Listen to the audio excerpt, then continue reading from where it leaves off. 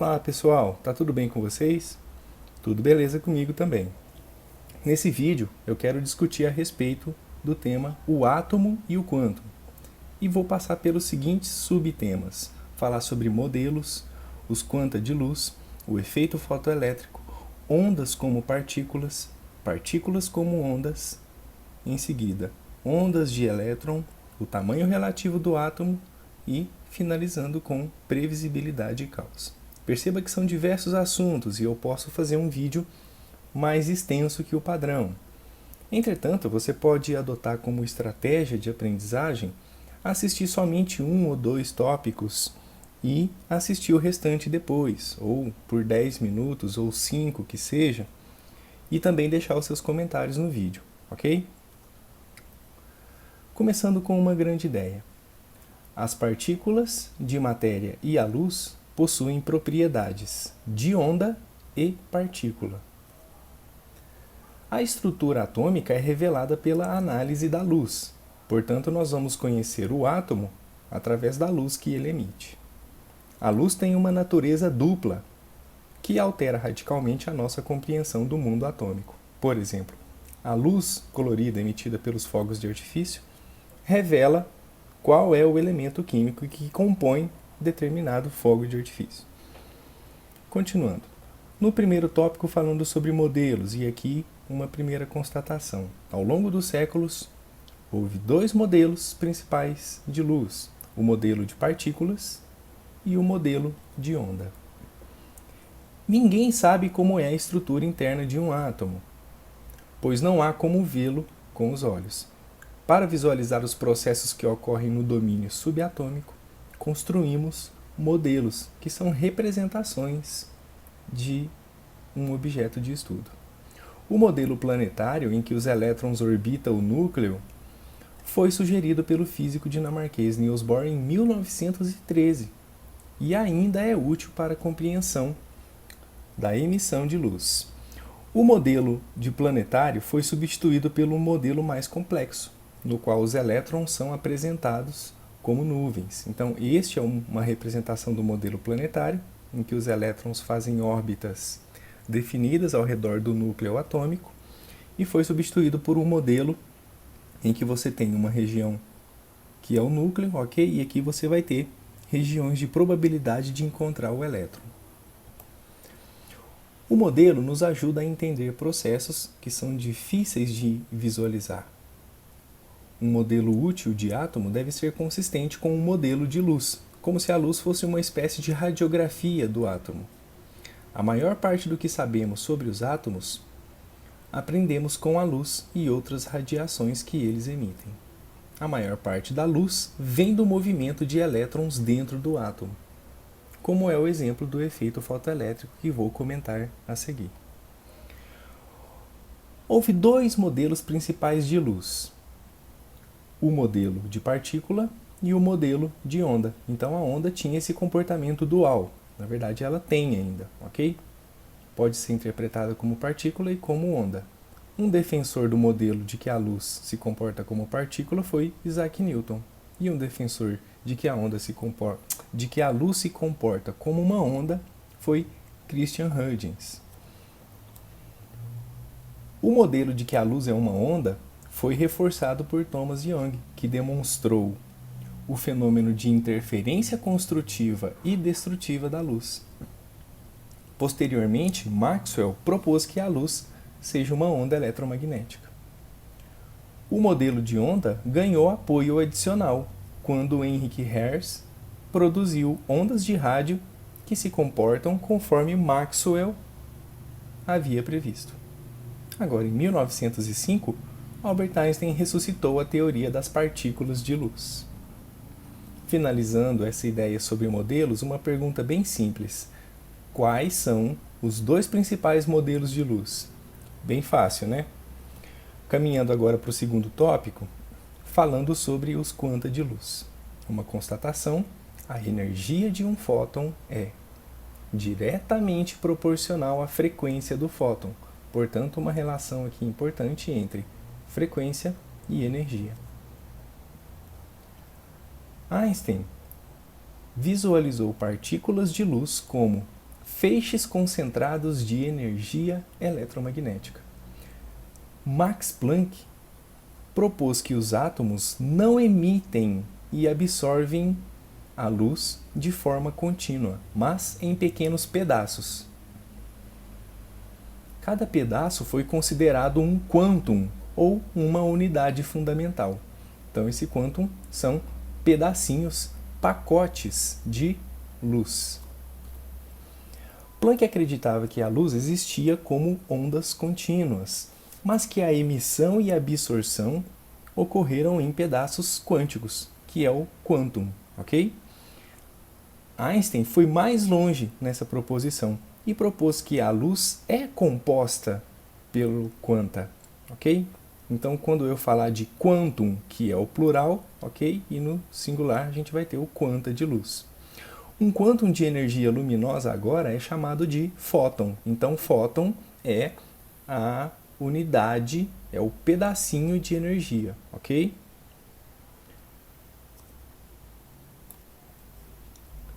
A matéria é quantizada, igual a um número inteiro de múltiplo total da massa de um único átomo. A carga elétrica é quantizada como um múltiplo da carga elétrica de um único elétron. O que se quer dizer? É que não existe meio elétron, ok? Assim como também não vai existir, por exemplo, meio fóton, ok? São sempre números inteiros de um determinado elemento, como por exemplo, da carga do elétron. Outras quantidades, como energia e momento angular, serão quantificadas. A energia de um feixe de luz é quantizada e vem em pacotes, ou quanta. Só pode existir um número inteiro de quanta, ok? Foi aquilo que eu acabei de dizer. Não pode existir meio quanta, ou seja, meio fóton. O quanta de radiação eletromagnética são os fótons. Os fótons não têm energia de repouso. Eles se movem à velocidade da luz para que a energia total de um fóton seja a mesma que a energia cinética. Então, a energia de um fóton vai ser a mesma da sua energia cinética, ou seja, uma energia relacionada ao movimento dessa partícula. A energia de um fóton de luz é proporcional à sua frequência vibratória. 4 constatações. Primeira, quando a energia E de um fóton é dividida pela sua frequência, a quantidade que resulta é conhecida como constante de Planck. Ou seja, energia dividido por frequência é igual a constante de Planck chamado de H minúsculo. Essa quantidade é sempre a mesma, não importa qual seja a frequência. Então o resultado vai ser sempre o mesmo, ok? Porque esse H ele é uma constante. A energia de cada fóton é, portanto, energia igual constante de Planck multiplicado pela frequência da radiação. E por último, essa equação nos dá a menor quantidade de energia que pode ser convertida em luz de frequência F. Finalizando esse segundo tópico, como é a energia de um fóton em relação à sua frequência? Fácil de responder também. Caminhando para o terceiro tópico, falando sobre o efeito fotoelétrico. Uma constatação é: o efeito fotoelétrico sugere que a luz interage com a matéria como um fluxo de fótons, semelhante a partículas. Einstein encontrou suporte para sua teoria quântica da luz no efeito fotoelétrico. E aqui vai uma curiosidade. O efeito fotoelétrico foi o estudo que Einstein desenvolveu que rendeu a ele o seu prêmio Nobel. Apesar de que ele ficou mais famoso e mais conhecido pelas suas teorias da relatividade, tanto a relatividade geral quanto a relatividade restrita. Continuando, o efeito fotoelétrico é a ejeção ou seja, a expulsão de elétrons de certos metais quando uma luz incide sobre eles. Esses metais são considerados fotossensíveis. Então você tem aqui nessa gravura uma ilustração de como que é um sistema onde pode acontecer o efeito fotoelétrico. Você tem uma fonte luminosa que emite uma determinada radiação e aqui um circuito que está ligado a uma bateria, portanto, a placa metálica está ligada a um potencial negativo, está representado aqui, e a outra parte do circuito com um potencial positivo. Se essa luz tiver uma frequência capaz de fazer a ejeção dos elétrons, conforme eu vou comentar a seguir, então fótons dessa radiação faz com que os elétrons dessa placa sejam ejetados. E aí o medidor vai indicar um fluxo de elétrons passando por aqui, um amperímetro, por exemplo, um microamperímetro. Continuando, na explicação do efeito fotoelétrico, no que ele consiste? A energia da luz que incide em uma placa de metal dá aos elétrons ligados no metal energia suficiente para eles escaparem.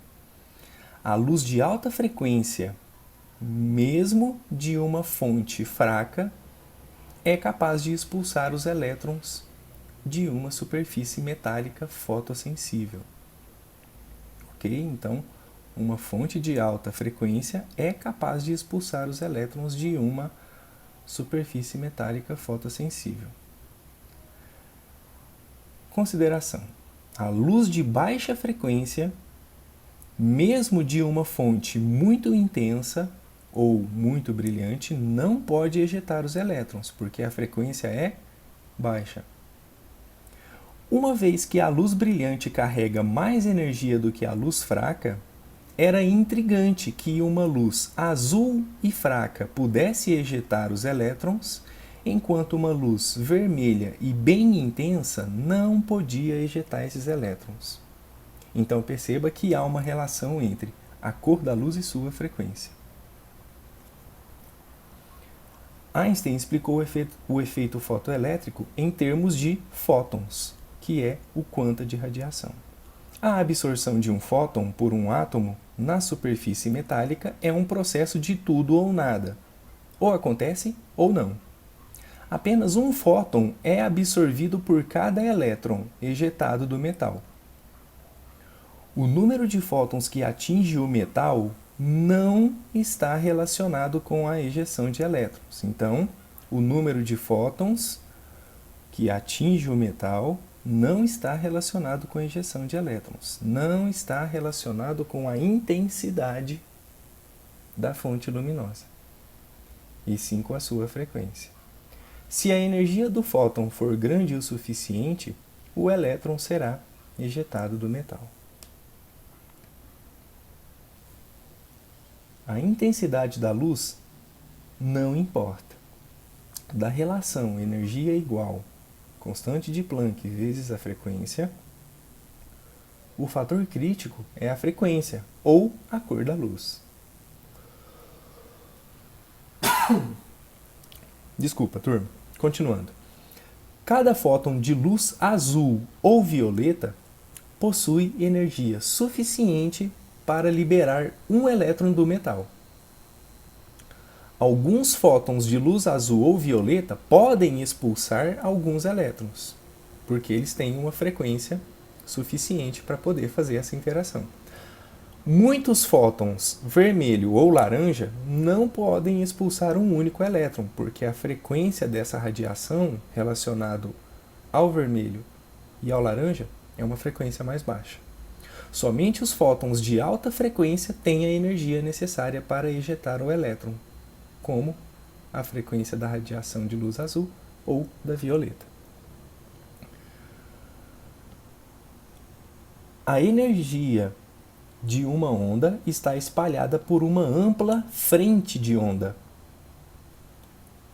Para que a energia de uma onda de luz seja concentrada, o suficiente para expulsar um único elétron de uma superfície metálica é improvável. O efeito fotoelétrico sugere que a luz interage com a matéria como um fluxo de fótons semelhante a partículas, ou se você preferir, bolinhas de gude. Aqui na imagem eu estou mostrando para você o que é uma ideia de frente de onda, ok? Como se você pensar, por exemplo, numa pedra que você jogou no lago. Você vai perceber que nesse lago vai se formar ondas concêntricas, ok? Cada uma dessas ondas que vão se formando na superfície do lago podem ser chamadas de frente de onda, que tem uma direção de propagação que está sendo indicado aqui na seta em azul.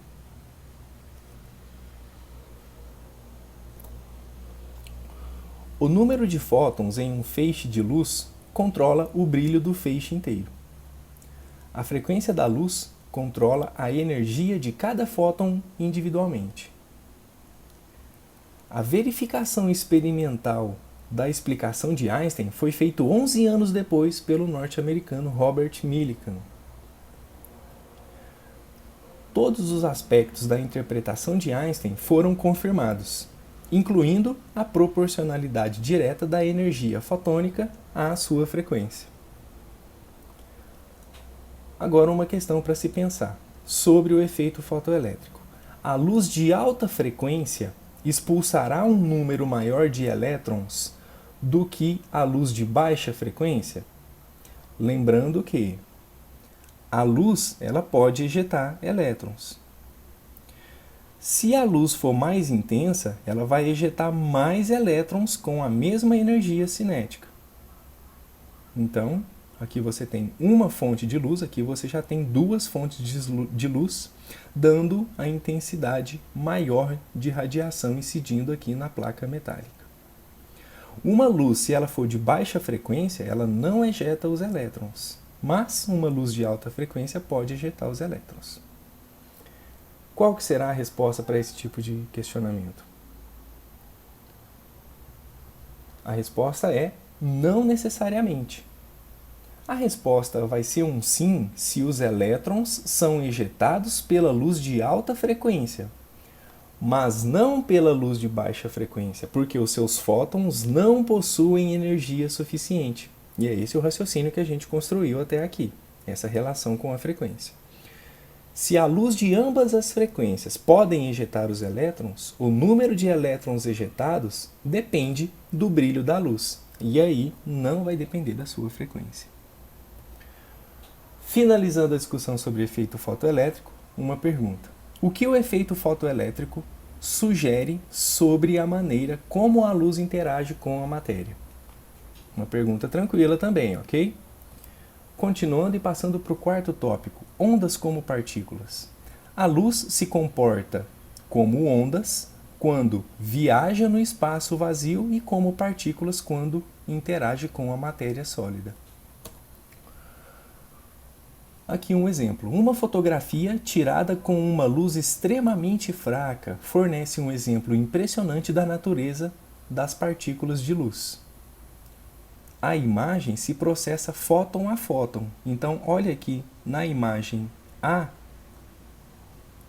a primeira fotografia tirada com uma fonte de luz de intensidade bem fraca. Você pode ver um grande quadrado preto e um punhado de pontinhos brancos. Os fótons parecem incidir no filme de forma independente e aleatória. Então, aqui você já tem, caminhando para a figura B, um pouco mais de intensidade luminosa. E aí você já tem a formação de um esboço de um rosto, ok?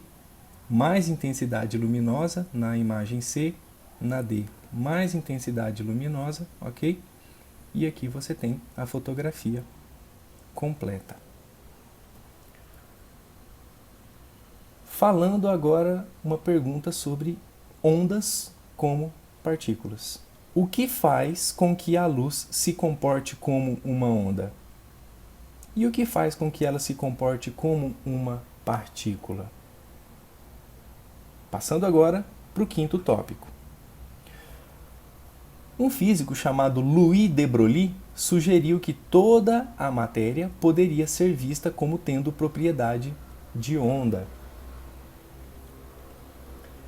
Se as ondas podem ter propriedades de partículas, como é o caso da luz, que nós já comentamos, as partículas não podem ter as propriedades das ondas?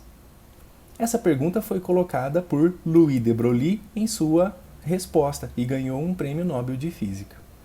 De Broglie sugeriu que toda a matéria poderia ser vista como tendo propriedade de onda.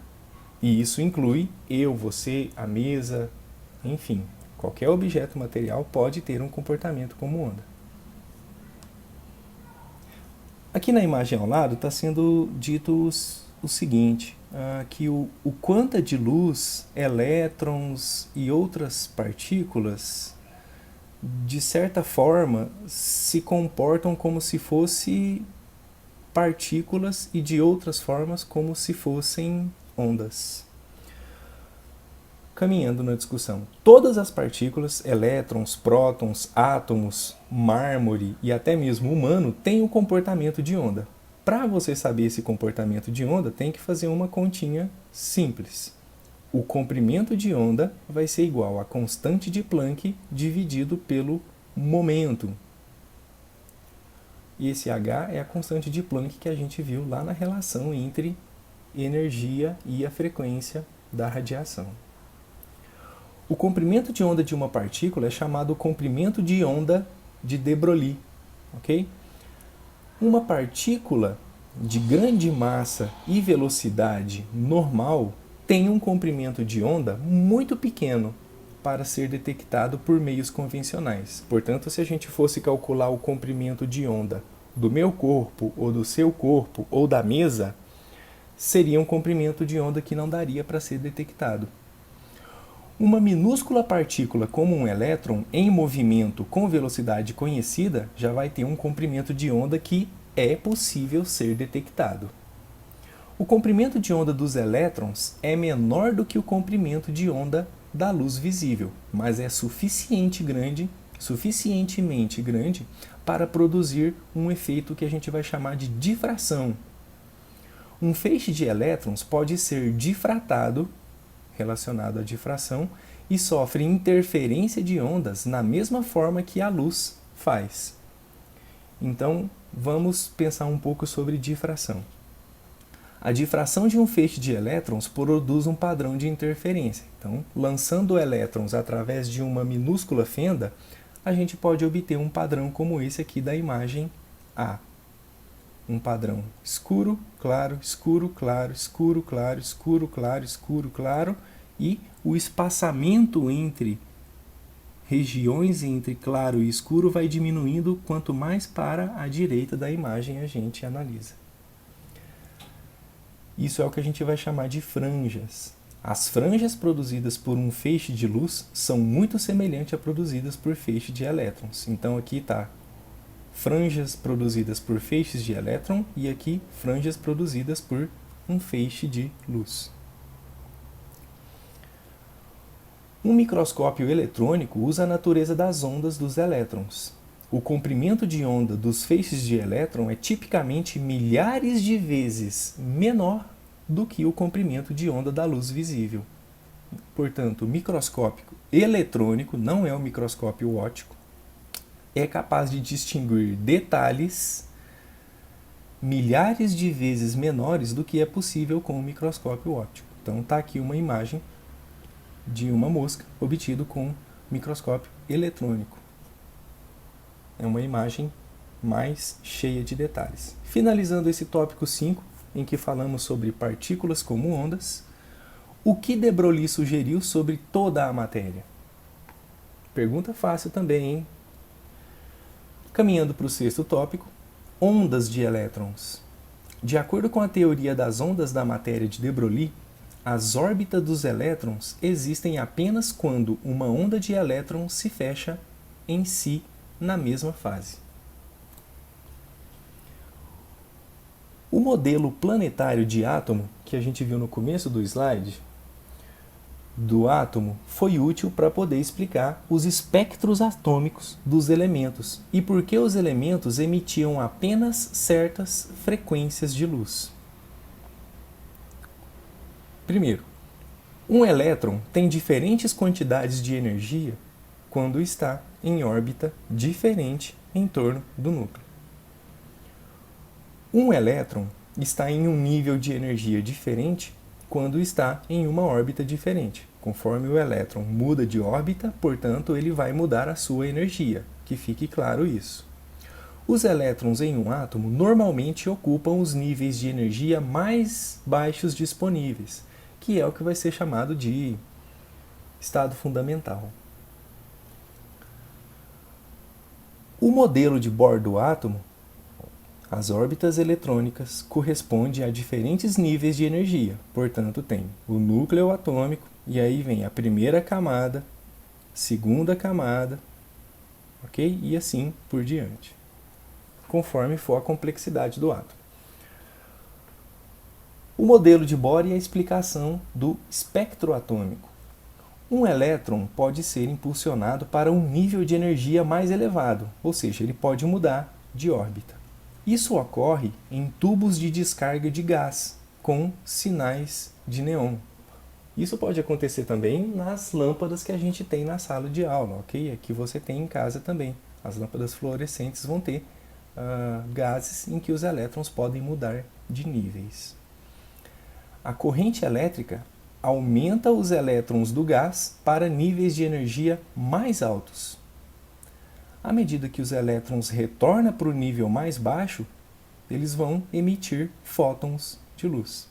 A energia do fóton é exatamente igual à diferença entre os níveis de energia do átomo.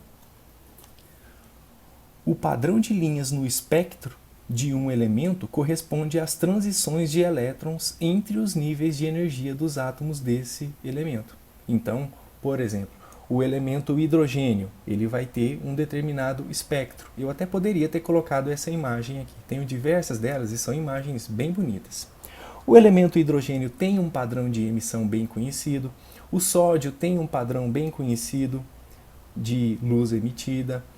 Enfim, cada elemento tem a sua própria identidade de luz emitida. Ao examinar esses espectros, os físicos conseguiram determinar os vários níveis de energia do átomo. Por quê? Porque se nós vamos conhecer os átomos através da luz que eles emitem, ok? Átomos diferentes vão emitir um espectro de luz diferente, ou seja, um conjunto de luzes diferentes.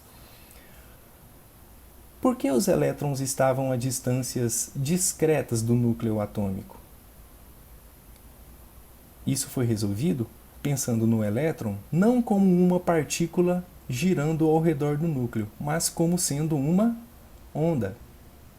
De acordo com a teoria das ondas de matéria de Louis de Broglie, as órbitas dos elétrons existem apenas quando uma onda de elétrons se fecham em si mesma em fase. Falando um pouco mais da teoria de de Broglie, as ondas de elétrons reforçam construtivamente em cada ciclo, como a onda estável em uma corda de música, ok? Então, ao tocar uma corda de um violão, de uma guitarra ou qualquer instrumento de corda, a onda ela vai oscilar em fase. Os elétrons, o elétron é visualizado como uma partícula localizada. Perdão, eu estou lendo errado. O elétron é visualizado não como uma partícula localizada em algum ponto do átomo.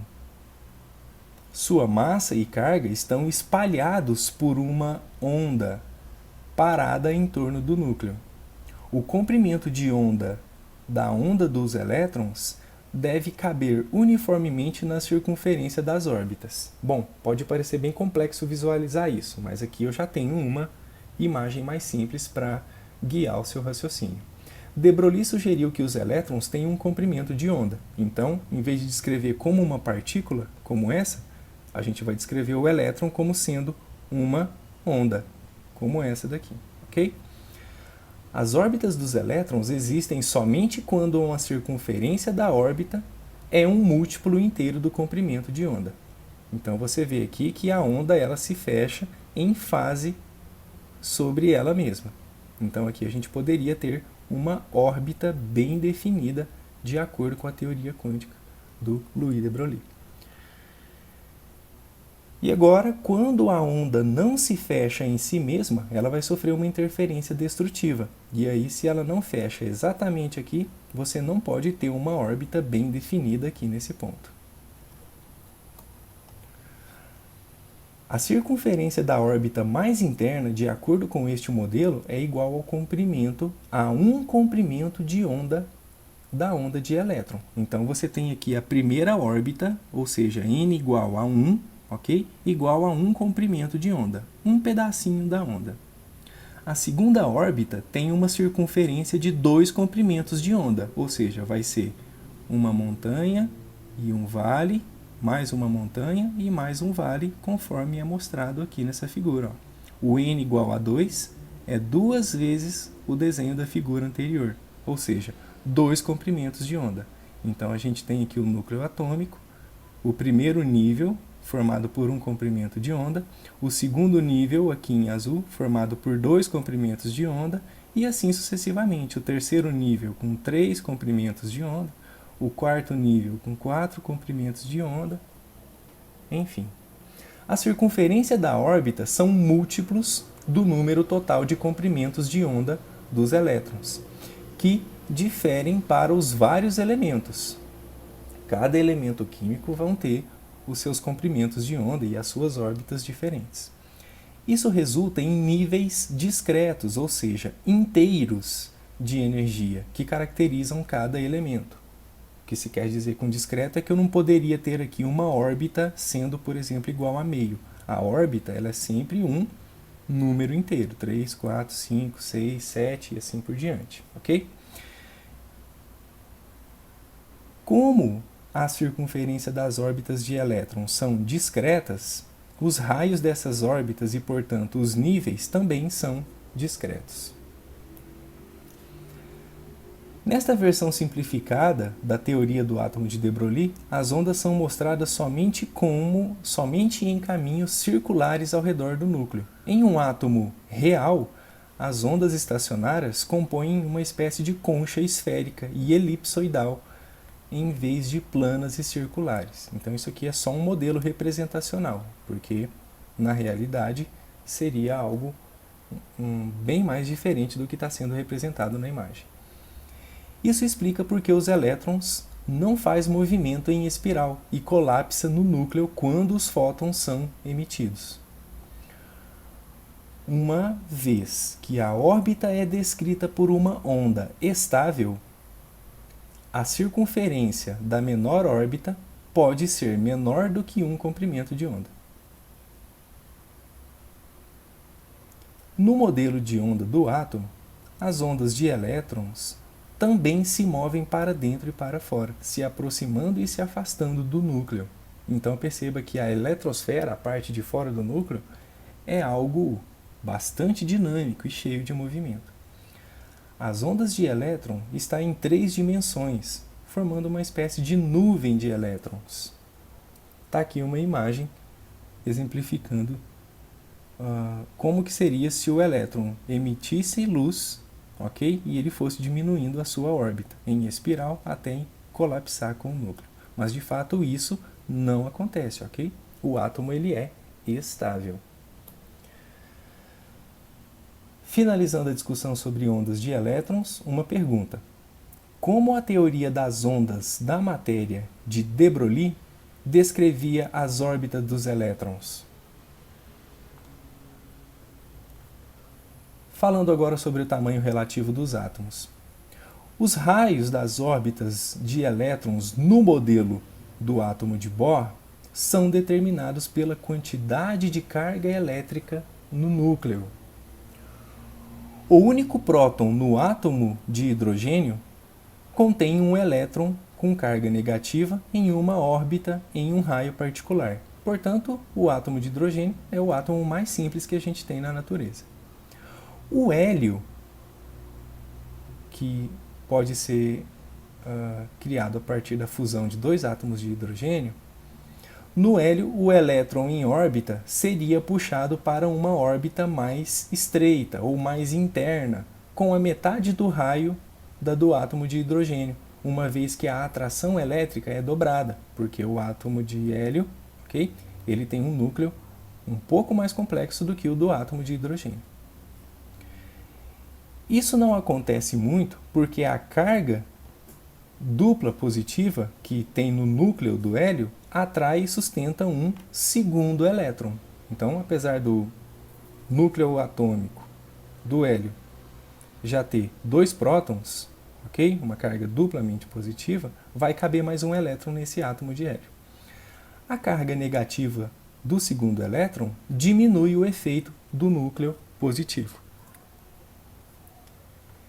Este elétron adicionado no átomo de hélio torna o átomo eletricamente neutro. Os 2 elétrons assumem uma órbita característica no átomo de hélio. Em um átomo de lítio, um próton adicional puxa os elétrons para uma órbita ainda mais próxima e mantém um terceiro elétron em uma segunda órbita. Pois bem, você está vendo então que aqui a gente tem um átomo de hidrogênio, um próton lá no núcleo e um elétron orbitando, ok? Depois no átomo de hélio você já tem um núcleo um pouco mais complexo, com uma carga no núcleo duplamente positiva, mas agora já sustenta 2 elétrons ao invés de 1, como tem no hidrogênio. No átomo de lítio você já vai ter 3 elétrons, ok? E um núcleo aqui com 3 cargas positivas, ok? Então perceba que quanto mais complexo vai se tornando o núcleo atômico, maior é a capacidade da eletrosfera em conter elétrons, ok? E aí você tem o hidrogênio, o hélio, o lítio, o berílio, o neon, que tem um núcleo com 10 cargas positivas, né, que eu estou chamando aqui de mais 10, e no sódio mais 11, enfim. O mercúrio, no núcleo dele, você vai ter mais 80, e aí você vai ter uma diversidade de elétrons bem maior aqui na eletrosfera. Vamos lá. À medida que a carga nuclear aumenta, as órbitas internas diminuem devido à atração elétrica. Então perceba a órbita do átomo de hidrogênio. Ela é bem mais larga do que a do hélio, que já ficou mais estreita, ok? Olha aqui a órbita do átomo de mercúrio. A primeira órbita ela é muito estreitinha, ok? Porque a complexidade do núcleo aumentou. Isso significa que os elementos mais pesados não são muito maiores em diâmetro do que os elementos mais leves. O diâmetro do átomo de urânio, por exemplo, é apenas cerca de 3 diâmetros do átomo de hidrogênio, embora ele seja 238 vezes maior. Cada elemento químico possui um arranjo único de órbitas de elétrons, é aquilo que eu falei, vai ser uma identidade do átomo, então cada elemento químico tem a sua própria identidade. Os raios das órbitas para o átomo de sódio são os mesmos para todos os átomos de sódio, mas diferentes dos raios das órbitas para os outros tipos de átomos. Cada elemento tem as suas próprias órbitas distintas. O modelo de átomo de Bohr resolveu o mistério dos espectros atômicos dos elementos. Ele representava o raio-x que era emitido quando os elétrons faziam transições entre as órbitas externas para as órbitas mais internas. Portanto, olha que interessante, quando os elétrons de um átomo faz transição entre as órbitas, não pode emitir somente luz. Há casos também que se emite raio-x, ok? Bohr conseguiu prever as frequências desses raios-x que foram posteriormente confirmadas com experimentos. Bohr calculou que a energia de ionização do átomo de hidrogênio é a energia necessária para derrubar completamente o elétron do átomo. Isso também foi verificado experimentalmente. O modelo representava as propriedades químicas dos elementos e as propriedades preditas de um elemento que posteriormente foi descoberto e nomeado de hafnium, o que levou à sua descoberta.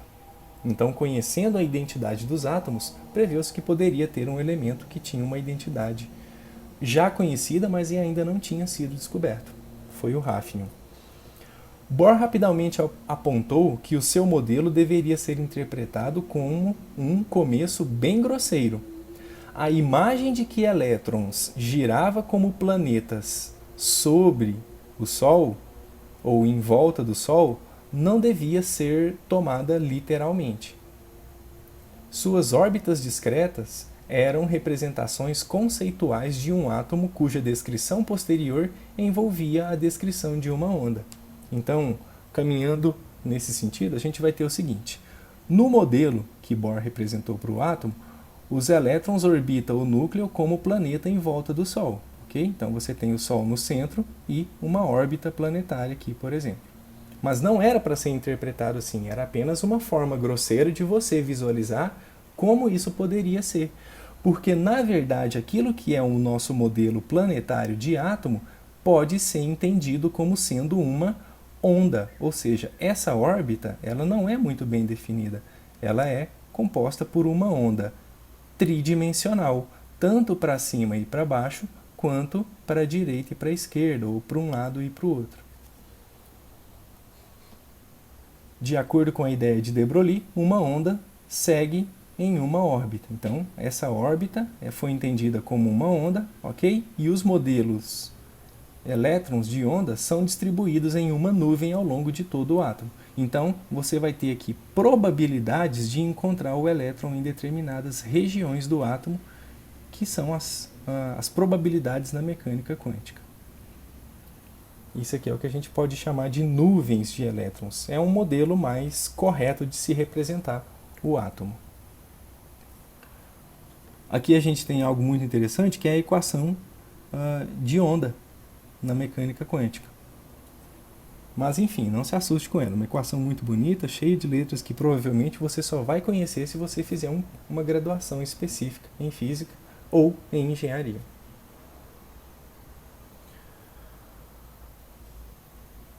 Uma questão para se pensar: qual força fundamental determina o tamanho de um átomo?